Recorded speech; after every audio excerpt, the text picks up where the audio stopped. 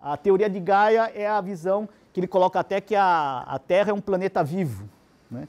Porque ele se autorregula. Se você aumenta o oxigênio na atmosfera, isso implica numa interação com a geosfera que há autorregulação, quer dizer, aquele excesso de uma determinada substância, ou de oxigênio, ou de gás carbônico, aumenta o intemperismo, ou diminui, muda algumas relações químicas de tal forma que volta aquele equilíbrio novamente. Por isso que ele usa um conceito que a Terra é um sistema vivo. Então, dentro da tentativa de passar para vocês esse conceito integrado do sistema Terra, a aula de hoje nós vamos dar um recorte, porque não dá para toda a aula falar de forma interativa. A gente tem que parar e entrar no específico. Então, hoje nós vamos entrar no específico até de uma parte mais específica ainda da geosfera, que são os minerais. O que é um mineral? Vegetal é uma planta, né? Tem folhas, faz fotossíntese, né? Tem um mineral, o que que é? Uma substância inorgânica, homogênea, mas tem minerais que estão nas conchas, né? E a concha tem um mineral, vocês vão conhecer o mineral, qual que é, e ele tem origem orgânica. Então, não é só inorgânico. Bom, a classificação dos minerais, né? Tudo na natureza, os animais são classificados, né? As plantas também, os minerais também são classificados. Se vocês fossem fazer hoje uma classificação dos minerais, que critério que vocês iam utilizar? Dureza. Minerais duros, moles, meio duro. Composição química. Qual outra forma? As formas, mas as formas aí tem a ver com arranjo cristalino. Fator financeiro também. Oi? Ocorrências aí é complicado. Aí você diz, os minerais lá do Piauí, os minerais do Maranhão, né, a presença ou não de clivagem, mas aí, então, a clivagem já é uma característica, é a resposta do arranjo cristalino. Então, os recursos melhores para a gente identificar. O principal mesmo conceito hoje para classificar os minerais é em função da composição química. Então, aqui, alguns exemplos, né, que nós discutimos aqui, ó. Então, você pode trabalhar para classificação com o sistema de cristalização, são minerais cúbicos, minerais monoclínicos, ou a partir dos usos, você tem aqueles minerais que são as gemas. O que são as gemas? Os minerais conhecidos como gemas. Já ouviram? Então, a gema é utilizada de que forma? Ornamental. A opala é uma gema, porque ela é utilizada para joias. O diamante é uma gema e tem arranjo cristalino. Não é o critério. A gema é qualquer mineral ou mineraloide que você usa para fins de ornamentação. Esse é o critério. Os minérios são qualquer minerais que têm uso econômico. Agora, a composição química, aí sim, nós temos os elementos nativos, que é o ouro, enxofre, o mercúrio, os óxidos, os sulfetos e o maior grupo dos minerais, que são os silicatos. A maior parte dos minerais são constituídos por sílica. Então, a classificação dos minerais em função da composição química do ânion, não do cátio, né? Então, tem os elementos nativos, que é o ouro, o diamante, que sulfetos, nós vamos ver até na nossa aula, é o sulfeto de ferro, a galena, que é o sulfeto de chumbo. O Vale do Ribeira tinha uma época que era muito conhecido por mineração de chumbo. Eles extraíam muita galena, era fácil a gente encontrar.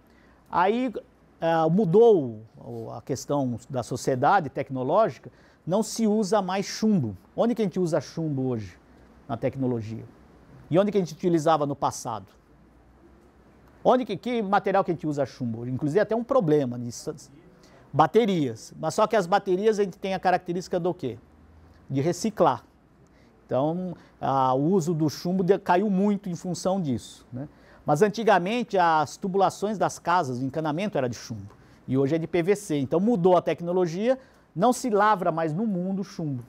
Então deixaram de existir as minas de chumbo e as minas de galena. Aí outro grupo são os sulfossais, aí vem uma infinidade de minerais com nomes distintos, diferentes. Os óxidos existem bastante, principalmente a hematita, magnetita e ilmenita. A hematita, né, que é o óxido de ferro, hoje é o principal mineral dos minérios de ferro do mundo inteiro, que são produzidos assim, em grande escala. Os hidróxidos, por exemplo, a brucita, que é um hidróxido de magnésio, os aletos, no caso a alita, que é o NaCl, que é o sal de cozinha, o cloreto de potássio, que é a silvita, os carbonatos, a calcita. A maior parte daqueles espeleotemas das cavernas, estalactites, estalagmites, são feitas, construídas de calcita. Tem um carbonato especial que diferencia da calcita pela presença do magnésio. A presença do magnésio implica em mudar a composição química e mudar as características desse mineral, e aí ele passa a ser um novo mineral que é chamado de dolomita. Aí nós temos nitratos, boratos, os sulfatos e cromatos, no caso a barita, que é um sulfato de bário, a gipsita, né, um sulfato de cálcio, hidratado, tungstatos, molibdatos, aí são curiosidades até. Os fosfatos, arsenatos, vanatos, a apatita, hoje é um mineral extremamente importante, porque para a gente desenvolver a agricultura, a gente precisa de fertilizante. E um importante fertilizante, a necessidade é o fosfato. Quem que lembra a famosa tríade? Os 3 elementos básicos?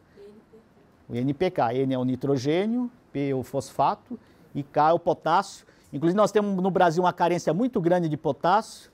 E aqui qual mineral que tem potássio aqui? A silvita, que é um cloreto de potássio. Tem uma mina, tem lá em Sergipe, uma mina subterrânea de cloreto, né, de potássio, que é uma unidade que tem a ver com a unidade do sal, do pré-sal, onde tem as jazidas de petróleo.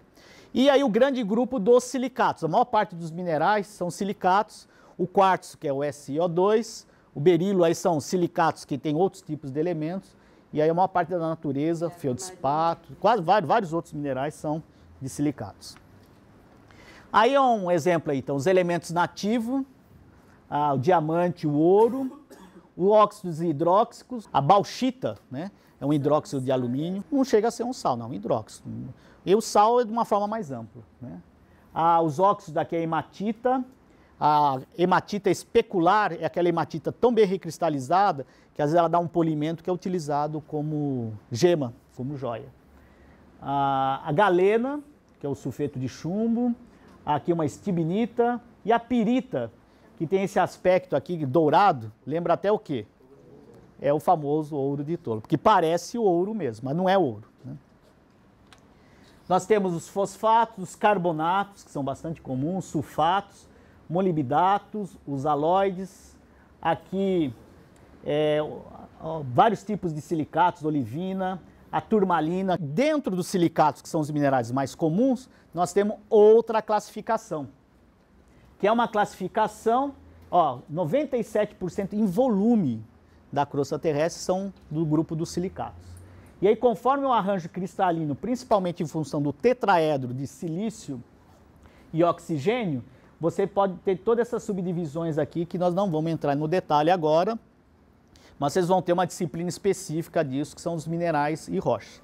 O objetivo dessa aula é passar para vocês as principais características dos minerais e permitir que, com essas principais características dos minerais, vocês identifiquem os principais minerais que nós vamos trabalhar ao longo do curso. Então, o objetivo dessa aula, a hora que a gente falar que um granito é construído de tal mineral, quando a gente falar esse mineral, vocês saberem, né, conhecerem muito bem esse mineral e também identificá-lo. Então, as características para identificar os minerais. Como é que você identifica uma pessoa? Tamanho, né, cor de olho, cabelo, né, cor de cabelo. Os minerais têm essas características. Nós falamos várias características aí. Quais algumas características que a gente permite nos identificar um mineral? Dureza. Dureza é um. Qual outra? A cor. Olha, a cor a gente utiliza, mas às vezes a cor atrapalha, viu? Porque às vezes a cor a cor não ajuda muito. No exercício de vocês vai ter uma tabela, vocês vão colocar lá características determinantes do mineral. Porque assim, o mineral tem isso, é tal. Por exemplo, vocês vão ver um mineral lá de dureza 10. Tem vários aí para vocês podem levar para casa. Qual que é? O diamante. Tem um monte de diamante para vocês levar, né? Então, ok, mas não vai ter isso. Mas você tem um mineral que tem dureza 10, é o diamante. Qual outra característica que nós falamos aí dos minerais? A clivagem. Gente, a clivagem, vocês vão prestar atenção, a clivagem é a característica do mineral quebrar em planos paralelos. Tipo, se ele não tem clivagem, ele pode ter fratura, o tipo de fratura. Então vamos ver essas características aí.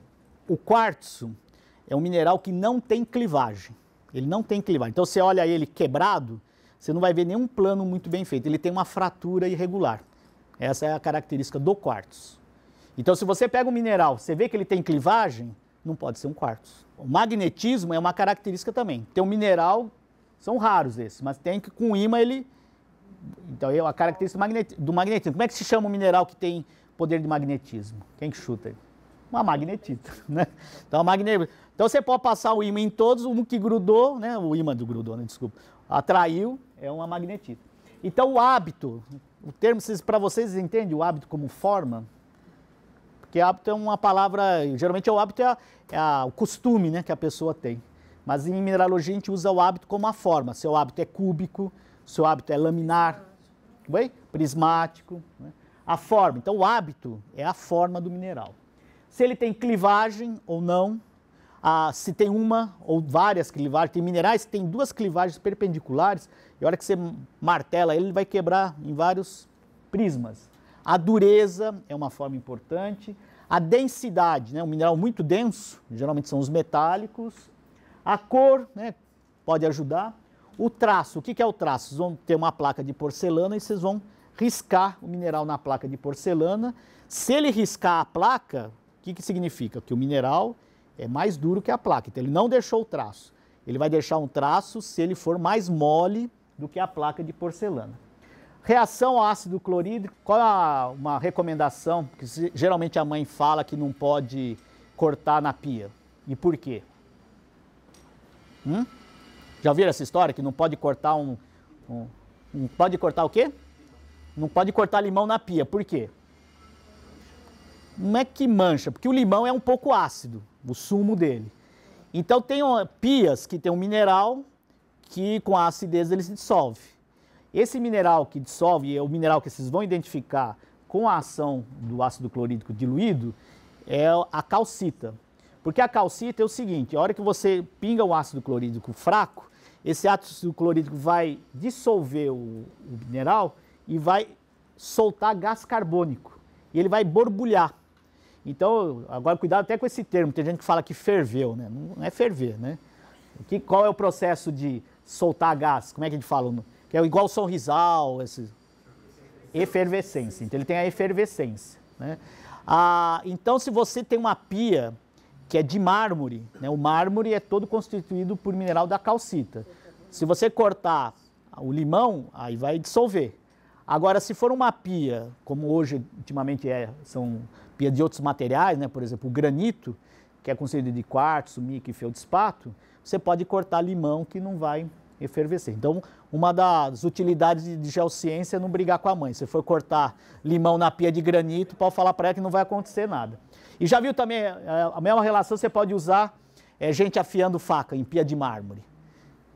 O que acontece? Você pode até reparar que não vai acontecer nada, porque o mármore, né, a calcita, ela tem dureza 3 e o aço tem dureza 7. Então a pessoa só vai estar desgastando a pia, isso é ruim, né? E já no granito também não vai ajudar muito também, né? Então a pia não é um bom lugar para afiar a faca. Então o traço é essa característica, né? Quer dizer, o mineral é mais mole do que a placa de porcelana e deixa Na verdade o traço o que é? Você está moendo a rocha e deixando, desculpa, o mineral e está deixando o pozinho dele lá. Então quando você está riscando o lápis no papel, você está deixando o traço. O que você está deixando? Você está deixando umas pequenas partículas do quê? De que mineral? No papel? A grafite, né? Então, reação ao ácido clorídrico, já adiantei para vocês. O magnetismo e fluorescência. Tem alguns minerais que com lâmpada fluorescente, eles ficam mais fluorescentes. A gente não usa muito esse recurso, mas em termos de recurso didático no museu é legal, porque você acende uma luz, tem uns minerais que têm essa característica. Bom, a cor do mineral, né, alguns minerais são realmente identificados pela cor. A malaquita é um carbonato de cobre e o fato do cobre dá essa cor verde. E é interessante que a malaquita foi utilizada na estátua da FIFA, aí, da Copa. Vocês podem ver na base dela tem uma auréola, né, um disco de um mineral verde, que é a malaquita. Ela é sempre verde. Algumas outras impurezas, principalmente do quartzo, dá o quartzo, que é a mesma composição química, dá uma cor diferente. É o quartzo rosa, o quartzo roxo, que é a ametista. Tem o lápis lazuli, que são azul. Ah, isso aqui é importante. Tem mineral que você olha o mineral e você não acredita, mas ele é transparente. Ou seja, se você cortar uma fatia muito, muito fina dele, ele deixa passar luz. Então são os minerais transparentes. Tem alguns minerais que deixam passar parcialmente, você não deixa passar totalmente. São os translúcidos. E os minerais que são metálicos, como a hematita, o sulfeto de ferro, eles têm a propriedade de serem totalmente opacos, eles não deixam passar. Aí o quartzo, né, que tem uma variedade incrível em função da cor, você tem o quartzo impuro, incolor, que eu particularmente acho mais bonito. Tem a ametista, que os íons de ferro dá aquela característica roxa bem forte. Quartzo róseo e alguns quartzos com a exposição de radiação, ele muda de cor. Inclusive aqui no IPEN, do Instituto de Pesquisa de Energia, Energia Nuclear, eles fazem isso com algumas gemas, sofrem, tem que saber fazer isso, que o bombardeamento ele muda de cor. Inclusive teve um problema uma época que parece que clandestinamente estavam fazendo bombardeamento e vendendo material por baixo do pano, só que não com rigor, e essas gemas estavam saindo com radioatividade. Então a pessoa ia ter um colar que ia afetar, então perigoso. Hein? A questão da diferença em fratura e clivagem. Então a fratura geralmente ela pode ser plana e irregular ou aquela fratura que já foi apresentada para vocês, que é a fratura conchoidal, porque ela tem essa forma de concha, que forma essas linhas, né, como se fosse uma concha. E a clivagem, gente, é uma quebra preferencial e paralela dos planos. Então, vocês olham um mineral que tem clivagem, vocês vão ver que esse plano é paralelo com outro plano e assim sucessivamente. A dureza. O mineral, isso aqui é uma escala que foram utilizados esses minerais, mas poderia ser utilizado outros minerais. Então, o mineral com menor dureza é o talco e é considerado um valor 1. A gipsita, né, o gipso é o número 2, a calcita tem dureza 3. Então, quando a gente fala calcita tem dureza 3, é uma convenção. Foi o Mohs, né, a escala de Mohs, que convencionou dessa forma. Então, a calcita, segundo a escala de Mohs, tem dureza 3. A fluorita tem dureza 4, a apatita 5, o ortoclásio, que nada mais é do que um tipo de um feldspato, tem a dureza 6, o quartzo tem a dureza 7, o topázio 8, o córido 9 e o diamante dureza 10. É uma escala que não tem nenhuma proporção matemática. É uma classificação. Usaram, aí vocês acharam interessante lá o Nicol, que recebeu o nome, o Mohs inventou. Vocês podem inventar uma escala aí, agora não sei se vão usar, né?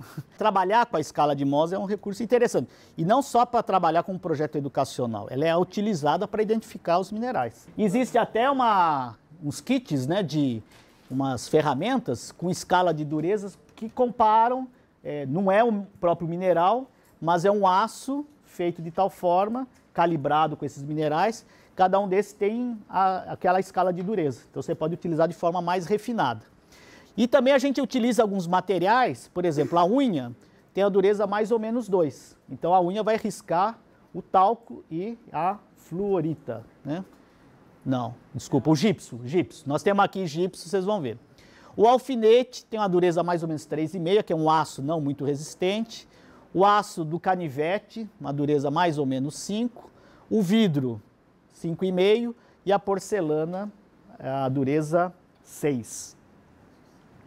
Então, a comparação com a escala de Mohs, nós vamos ver. A unha vai riscar o talco e o gipso. O canivete vai riscar muito bem a calcita e a fluorita, mas já não risca o quartzo, nem o topázio, nem o córido e o diamante. O hábito, né, que é a forma do mineral, né, você vai ter hábitos equidimensionais. O que é equidimensional? A dimensão é igual para todos os lados. Hábito prismático, acicular, é quando aparecem agulhas, né, um hábito próximo aqui do fibroso. O tabular e um hábito placoide. Compacto, quando você tem um material totalmente maciço, ele não tem um arranjo, uma forma muito bem visível. Um hábito terroso, que parece terra. Típico hábito terroso é a bauxita, que a bauxita é um produto de alteração dos minerais. Esse termo aqui é bonito, né? Vocês já vão aprendendo, tem umas palavras bonitas em geociência. Quando tem essas formas globulosas, a gente dá o nome de hábito botrioidal. E o hábito fibroso. Tem uns minerais que são fibrosos, inclusive a polêmica toda, vocês já acompanharam aí, a questão do amianto. Qual a questão do amianto? Tem até um livro interessante na biblioteca, que é o mineral maldito e mágico, porque ele é um mineral fibroso, você pode fazer fibras, com essas fibras você pode fazer tecidos, e é um mineral altamente resistente ao fogo, aquecimento e isolante térmico, e muito resistente em termos de tensão. Então, com esse mineral você pode fazer tecidos de roupa de proteção ao fogo, e antigamente eles utilizavam muito para calefação. Então eles moíam o mineral com a cola e iam jateando. Só que ao mesmo tempo que ele tinha esse hábito, essas características, essas fibras microscópicas que repetem o arranjo cristalino interno, a pessoa quando respira, vai para o pulmão, aquilo lá é uma fibra microscópica, ela fica irritando a mucosa do pulmão e isso aí é uma possibilidade de gerar um câncer. Então ele é cancerígeno. Por isso que em muitos países ele está sendo abolido, tem uma maior discussão aqui no Brasil, e aí querem substituir o amianto por outras fibras. E aí a gente tem que tomar um cuidado, porque também essas outras fibras podem ser tão prejudiciais quanto o amianto. Cor do traço. Então o traço é aquela característica mineral que é mais mole do que a porcelana, a hora que você passa na porcelana ele vai deixar o pó.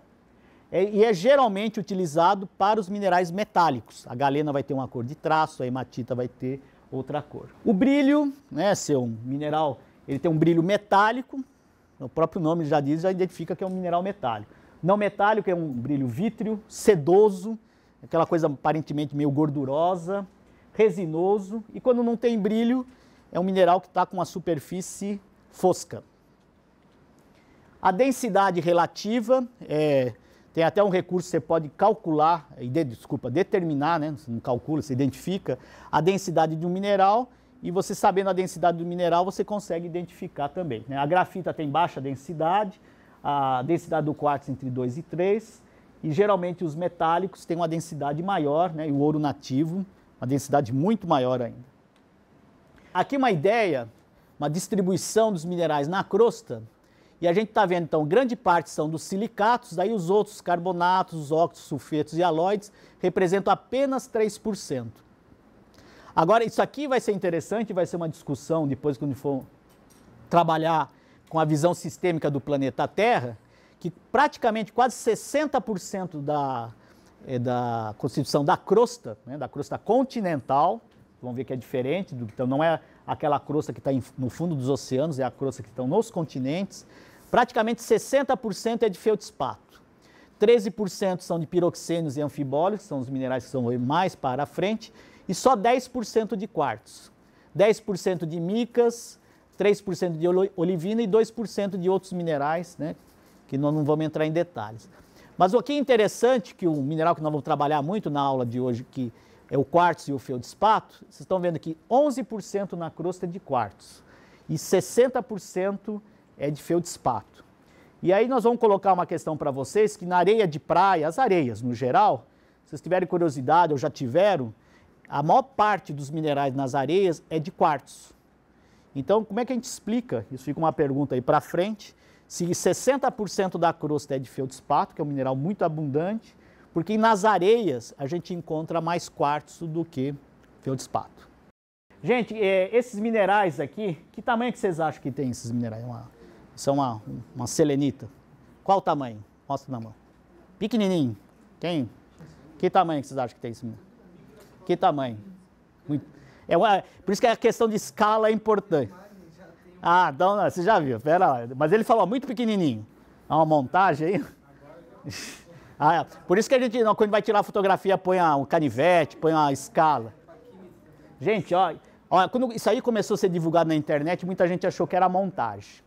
Isso aí é incrível, são cristais de gipso, selenita, numa mina no México. Eles estavam lavrando a mina e geralmente para lavrar a mina, por causa do nível freático, tem que bombear a água. E tirando a água, abrir esses salões gigantes, a temperatura aí é altíssima, quase mais de 50 graus Celsius, e é um lugar assim belíssimo. O único problema, eles até pensaram de abrir para o turismo isso daí, mas é insuportável o calor e as pessoas não aguentam ficar aí. E como é uma mina, manter o nível freático baixo, que é bombeamento, é muito caro, a hora que acabar a atividade na mina, eles vão parar de bombear, isso aí tudo vai encher de água novamente. Bom, na aula prática, vocês vão utilizar essa tabela para preencher as principais características dos minerais. Cada mineral vocês vão seguir uma linha dessa e colocar cada característica desse mineral para depois chegar à sua identificação. Para identificação, vocês vão usar esses guias, que vão ter um para cada grupo, e aqui estão as principais características dos minerais. Por exemplo, vocês vão pegar um mineral como esse aqui. Esse mineral aqui, uma característica muito marcante dele é o fato dele soltar em placas. Ao soltar essas placas, isso aqui é uma característica do mineral que nada mais é do que a clivagem, que é aquela propriedade do mineral quebrar em planos paralelos. Outra relação é a dureza. Vocês vão pegar um canivete e ver se risca ou não. O canivete tem uma dureza 6 e vocês vão ver, não vão estragar muito o mineral, que é um mineral bonito, só um pequeno, ver que ele risca. Então isso significa que esse mineral tem uma dureza menor do que o canivete. E com essas características, clivagem e a dureza, e o fato dele ser um mineral transparente, vocês vão olhar aqui no livro e vão identificar o mineral.